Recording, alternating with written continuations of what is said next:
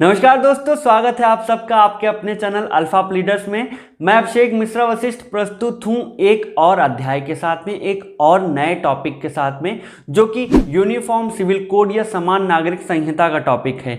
ये बहुत ही मुद्दे में चर्चा में रहने वाला टॉपिक है, क्योंकि शाहबानो के केस के बाद से कई जजमेंट, कई केसेस ऐसे आए जहां पे सुप्रीम कोर्ट ने ये कहा कि प्रेजेंट टाइम में भारत को यूनिफॉर्म सिविल कोड या समान नागरिक संहिता की आवश्यकता है। तो आज के इस वीडियो में हम इसी यूनिफॉर्म सिविल कोड के हर एक पॉसिबल एस्पेक्ट को कवर करने की कोशिश करेंगे। तो बिना किसी अनावश्यक भूमिका के चलिए आराम से प्रारंभ करते हैं।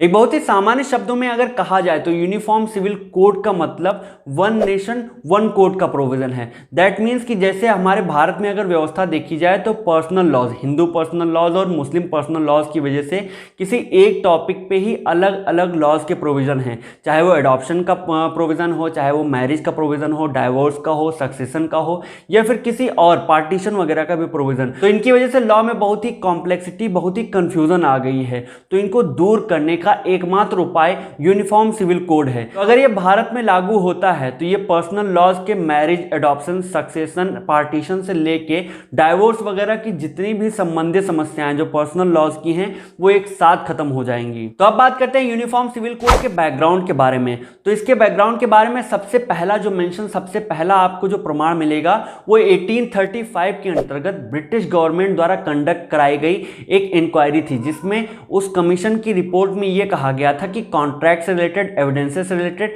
या पनिशमेंट से रिलेटेड और स्पेशली पर्सनल लॉ से रिलेटेड जितने भी लॉज हैं, जितने भी कोड्स बनते हैं, उनमें यूनिफॉर्मिटी लाने की आवश्यकता है। उनको यूनिफॉर्म सिविल कोड के अंतर्गत लाने की आवश्यकता है। नेक्स्ट पॉइंट में, आजादी के पूर्व और आजादी के बाद भी कई बार पंडित जवाहरलाल नेहरू जी ने लॉ मेकर्स का ध्यान इस यूनिफॉर्म सिविल कोड की तरफ खींचने की कोशिश की है, लेकिन उनको कुछ पर्याप्त सफलता नहीं मिली। और उसके बाद आया शाहबानो का केस, जिसे अगर यूनिफॉर्म सिविल कोड भारत में लागू होता है तो ये इसके पॉइंट में माइलस्टोन या मील का पत्थर साबित होगा। और फिर कोर्ट के द्वारा कई सारे जजमेंट्स आए, कई सारे केसेज आए, जिसमें कोर्ट ने यह सजेस्ट किया कि अब वास्तव में भारत को यूनिफॉर्म सिविल कोड या समान नागरिक संहिता की आवश्यकता है। तो अब नजर डालते हैं यूनिफॉर्म सिविल कोड के लाभ के ऊपर और इसके समक्ष क्या क्या चुनौतियां हो सकती हैं उनके बारे में। तो अगर इनके लाभ की बात करें तो सबसे पहली चीज तो ये होगी कि अगर भारत में यूनिफॉर्म सिविल कोड लागू होता है तो लॉ का सिंप्लीफिकेशन हो जाएगा या लॉ बहुत ही सरल हो जाएंगे, क्योंकि प्रेजेंट टाइम में लॉज की मात्रा, कोड्स की मात्रा इतनी ज्यादा है कि पूरे लॉ सिस्टम में एक कॉम्प्लेक्सिटी आ गई है, एक बहुत ही जटिलता आ गई है और ये एक सामान्य व्यक्ति की समझ से बहुत बाहर है। तो अगर यूनिफॉर्म सिविल कोड आता है तो इन पर्सनल लॉ से रिलेटेड जितने भी लीगल इश्यूज होंगे ये सॉल्व हो जाएंगे और इनमें एक रूपता आएगी। यूनिफॉर्म सिविल कोड को लागू करने का दूसरा फायदा जेंडर इक्वलिटी के मामले में होगा, जहां पे कालांतर में देखा जाए तो अगर पर्सनल लॉज के अंतर्गत चाहे वो हिंदू महिला हो या मुस्लिम महिला हो, वो हमेशा शोषण का शिकार रही हैं, उनको कहीं ना कहीं उनके साथ किसी ना किसी तरह का अत्याचार हुआ है। तो अगर भारत में ये यूनिफॉर्म सिविल कोड लागू होता है तो भारत में जेंडर अनइक्वलिटी को खत्म करने में सफलता मिलेगी। यूनिफॉर्म सिविल कोड को लागू करने का तीसरा फायदा नेशनल इंटीग्रेशन का होगा। दैट मींस कि अगर भारत में यूनिफॉर्म सिविल कोड लागू होता है तो ये सारे बाकी के जो पर्सनल लॉ से रिलेटेड लॉज, जो जितने भी कोड्स हैं, ये खत्म होंगे। तो भारत में इनसे एक तरह से राष्ट्रीय एकता को बढ़ावा मिलेगा, राष्ट्रीय एक रूपता आएगी। इसका चौथा फायदा ये होगा कि प्रेजेंट टाइम में अगर पर्सनल लॉज में किसी भी तरह का रिफॉर्म करने की कोशिश की जाती है तो बहुत बड़ा बखेड़ा हो जाता है, बहुत बड़ा बवाल खड़ा हो जाता है। तो अगर भारत में यूनिफॉर्म सिविल कोड को सक्सेसफुली लागू कर लिया गया तो अगर कभी भी किसी भी रिलीजियस कम्युनिटी से रिलेटेड किसी लॉ में कोई चेंज करना हुआ, उनसे रिलेटेड कोई लॉ बनाना हुआ, तो उस टाइम पे बखेड़ा उत्पन्न होने के चांसेस बहुत कम हो जाएंगे। इस कोड को लागू करने का पांचवा फायदा यह होगा कि जो सोसाइटी के वल्नरेबल सेक्शंस हैं, जिनको एक्स्ट्रा केयर, एक प्रॉपर केयर और कॉशन की आवश्यकता है, उनको बाकायदा फायदा मिलेगा, उनमें कुछ ना कुछ इंप्रूवमेंट अवश्य आएगा। और यूनिफॉर्म सिविल कोड को लागू करने का छठा फायदा ये होगा कि इसकी वजह से लॉज की संख्या में, कोर्ट्स की संख्या में कमी आएंगे और law student, law scholars, advocate और खास करके कोर्ट्स के ऊपर जो एक्स्ट्रा बर्डन है वो खत्म होगा। और यूनिफॉर्म सिविल कोड को लागू करने का सबसे अंतिम और सातवां फायदा ये होगा कि भारत में प्रेजेंट टाइम में जो भी नेताओं द्वारा वोट बैंक की राजनीति खेली जाती है वो पूरी तरह से खत्म हो जाएगी और राष्ट्र में एक भाईचारे का, एक सौहार्द की भावना का विकास होगा। तो नेक्स्ट हम बात करते हैं इसके चैलेंजेस के बारे में या चुनौतियों के बारे में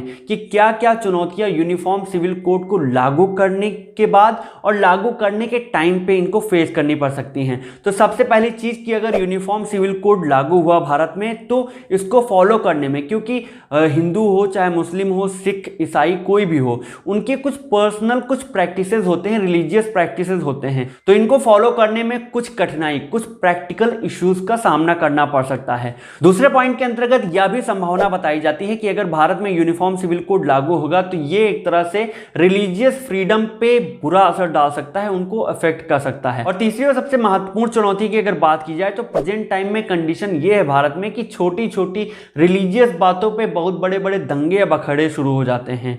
तो अगर यूनिफॉर्म सिविल कोड लागू करने में एक प्रॉपर केयर का ध्यान नहीं रखा गया, अगर इसकी सेंसिटिविटी का प्रॉपर ध्यान नहीं रखा गया तो ये भारत में एक पूरे माहौल को बिगाड़ने में बहुत ही महत्वपूर्ण योगदान देने वाला हो सकता है। तो अब बात करते हैं यूनिफॉर्म सिविल कोड के अंतर्गत सबसे बड़े इश्यू की, सबसे बड़े मुद्दे की, क्योंकि भारत के अंतर्गत एक बड़ा तबका यह भी सोचता है कि अगर यूनिफॉर्म सिविल कोड भारत में लागू हुआ तो उनके ऊपर हिंदू कोड या हिंदू लॉ के अंतर्गत शासन किया जाएगा, वो उसके कंट्रोल के अंतर्गत आ जाएंगे। लेकिन वास्तव में अगर देखा जाए तो ऐसा कुछ भी नहीं है, क्योंकि भारतीय संविधान द्वारा इसके आर्टिकल 25 से लेकर 28 तक आपको बहुत सारे रिलीजियस राइट्स मिले हुए हैं। और भारतीय संविधान या प्रस्तावना के अंतर्गत जो सेक्युलर या पंथ निरपेक्ष शब्द यूज किया गया है, भारत के अंतर्गत रहने वाले हर रिलीजियस कम्युनिटी को, हर तबके को उनके रिलीजियस फ्रीडम्स देता है, उनके जो रिलीजियस प्रैक्टिसेस हैं उनको बेझिझक उनको फॉलो करने की, उनको एंजॉय करने के राइट देता है। और इसके अलावा तीसरा पॉइंट कॉन्सेप्ट ऑफ इक्वलिटी या आर्टिकल 14 के अंतर्गत आने वाला पॉइंट है। ये तीनों ही पॉइंट्स अगर देखेंगे तो आप पाएंगे ये कॉन्स्टिट्यूशन के बेसिक स्ट्रक्चर या मूल ढांचे के अंतर्गत आते हैं।